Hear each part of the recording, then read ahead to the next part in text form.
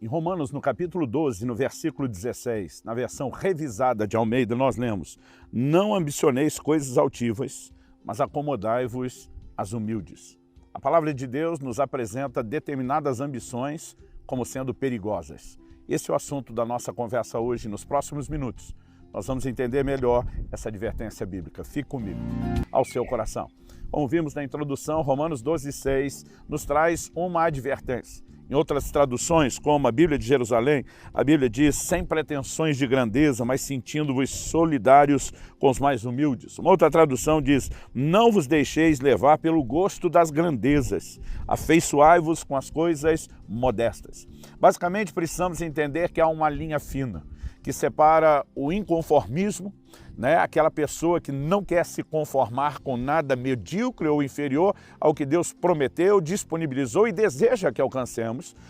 Há uma linha que separa isso de um outro terreno, que é quando começamos a almejar ou ambicionar aquilo que Deus não planejou, não prometeu e não nos disponibilizou. A queda de Satanás, por exemplo, é atribuída a um anseio de ser mais do que aquilo que Deus lhe confiou e lhe conferiu. Não estou de forma alguma aqui advogando uma vida conformada, onde nunca podemos ir além de onde estamos. Mas precisamos entender qual o limite a ser cruzado. Se Deus nos faz uma promessa e lhe aponta na direção de algo que devemos conquistar, não podemos aceitar nada menos do que isso. No entanto, Paulo também dizia que ele respeitava o limite da esfera de ação que Deus lhe concedeu. Quando entendemos que Deus estabeleceu limites e desejamos ultrapassar esses limites, estamos entrando no terreno que classifico de ambições perigosas. E esse é um assunto que merece a nossa atenção, caso contrário, a palavra de Deus não falaria a respeito disso. Antes de mais nada, eu gostaria de dizer que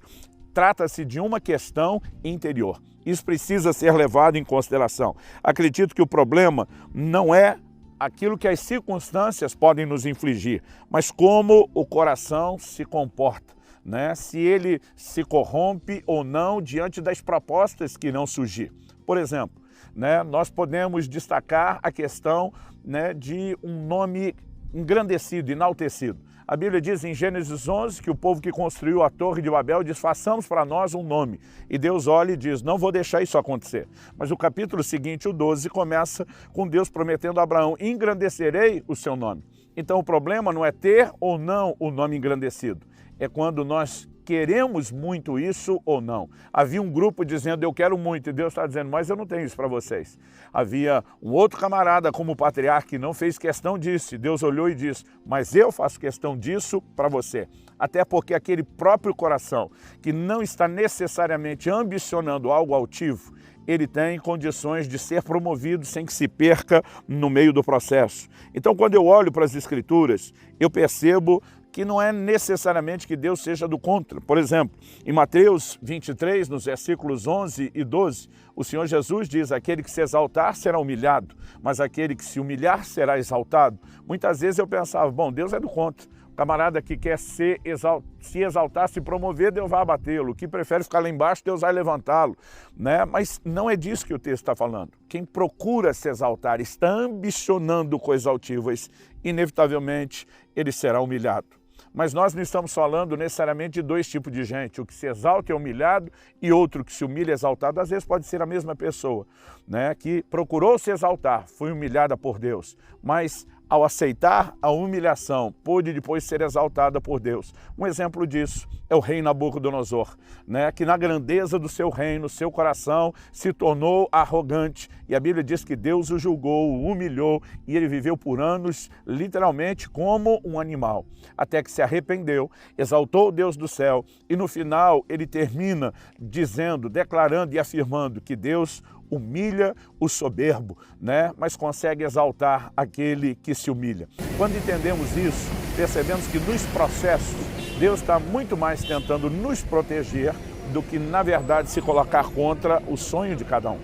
E há textos bíblicos que nos apontam nessa direção. Por exemplo, Salomão poderia ter pedido a Deus longevidade, poderia ter pedido riqueza, poderia ter pedido vitória sobre os seus inimigos, mas pediu sabedoria para cuidar do povo.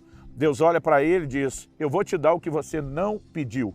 Não é porque Deus é do contra, mas porque naquele momento não havia uma ambição, né, com uma motivação errada por trás daquilo. O coração se demonstrou realmente pronto e preparado para receber. Quando eu olho para as Escrituras, eu consigo perceber a distinção, por exemplo, na oração de Agur, ou nas palavras de Agur. No livro de Provérbios, no capítulo 30, dos versículos 7 a 9, ele diz assim: 2 coisas te peço, ó Deus. Não recuse o meu pedido antes que eu morra. A primeira, afasta de mim a falsidade e a mentira. A segunda, ele diz, não me des nem a pobreza, nem a riqueza. Dá-me o pão que me for necessário, para não acontecer que, estando eu farto, te negue e diga quem é o Senhor, ou que empobrecido venha furtar e profane o nome de Deus. Nessa oração, Agur, de alguma forma, está tratando as circunstâncias como se necessariamente elas tivessem que controlá-lo. Então ele está dizendo, se eu estiver pobre eu vou furtar, né, e vou pecar contra o Senhor. Mas se eu estiver rico eu vou esquecer do Senhor. E dessa forma imaginamos que as circunstâncias é que devem ditar o nosso comportamento. Mas não é isso que a Escritura ensina. Embora registre a oração desse homem, a Escritura não estabelece um padrão que nos leva a agir da mesma forma que ele. Pelo contrário, quando olhamos para a Escritura, a Bíblia diz, se as vossas riquezas aumentam, não ponhais nelas o coração. Ou seja, eu e você não precisamos nos esquecer de Deus. Nós não podemos deixar as circunstâncias ditar o nosso comportamento. Nós precisamos entender que essa questão é interior, se resolve no íntimo.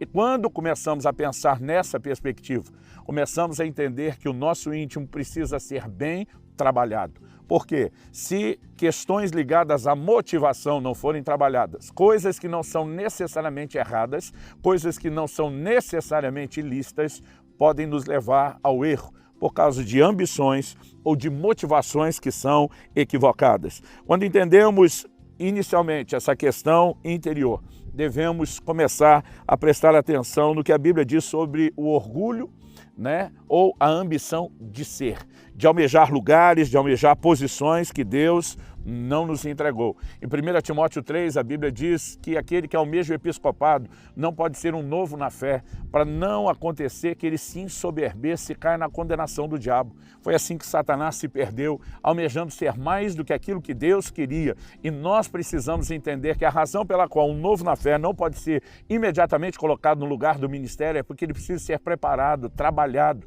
Questões como essas precisam ser ensinadas, precisamos avaliar o nosso próprio coração de acordo com a luz desses entendimentos antes de esperarmos a promoção que Deus tem para cada um de nós. E como eu disse antes, o problema não é nem ter um nome, é querer tanto, é a necessidade de tê-lo. Quando eu olho para as Escrituras, eu percebo, obviamente, não só um Paulo dizendo de uma esfera de ação que Deus estabeleceu, mas vejo ele também dizendo em Romanos 12:3 que ninguém deve pensar de si além do que convém. Isso significa que se por um lado é errado pensar a quem, por outro lado também é errado pensar além. E algumas pessoas pensam de si aquilo que não devem, pensam de si mais do que são. Nós lemos no livro do Apocalipse, no capítulo 2, no versículo 2, de pessoas que se diziam ser apóstolos, mas foram achados mentirosos. Ou seja, Deus está dizendo, eles podem até falar isso a respeito deles, mas não é o que eu acho, não é o que eu penso, não é a forma como eu os adjetivo. De alguma forma, eles ambicionaram ser muito mais do que aquilo que deveriam. Por outro lado, também podemos aprender com gente como João Batista, que quando as pessoas perguntam, você é o Cristo? Ele diz, não. Você é Elias? Não. Você é o profeta? Não. Quem é você? Eu sou a voz do que clama. Né? Alguém que estava feliz não por conta de um título, mas simplesmente por conta de uma função. Eu fui chamado para ser uma voz. Eu não preciso de um título, eu não preciso de uma posição. Assim como as ambições perigosas podem incluir esse ambicionar ser o que não somos, também precisamos ter cuidado com a questão financeira. A palavra de Deus nos ensina a respeito do contentamento. E é muito importante que a gente entenda essa declaração bíblica. Por exemplo, no livro de Hebreus, no capítulo 13 e no versículo 5, a Bíblia diz que a vida de vocês seja isenta de avareza. Contentem-se com as coisas que vocês têm, porque Deus disse, de maneira alguma deixarei você, nunca jamais o abandonarei.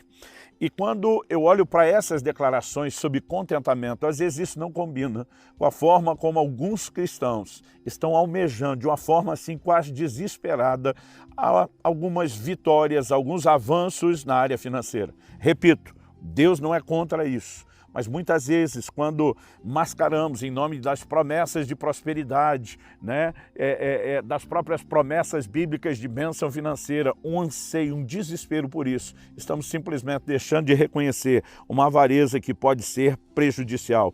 O apóstolo Paulo, ele diz, na primeira carta de Paulo a Timóteo, no capítulo 6, nos versículos 9 e 10, ele diz: os que querem ficar ricos caem em tentação, em armadilhas, em muitos desejos insensatos e nocivos que levam as pessoas a se afundar na ruína e na perdição.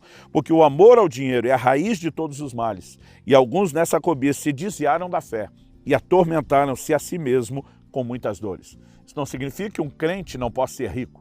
Paulo, na mesma epístola a Timóteo, no mesmo capítulo 6, ele diz no verso 17: ordene ou exorte aos ricos desse mundo a que não sejam orgulhosos, não depositem a sua esperança nem certeza das riquezas, que eles sejam ricos de boas obras. Então havia ricos entre eles e Deus não era contra isso.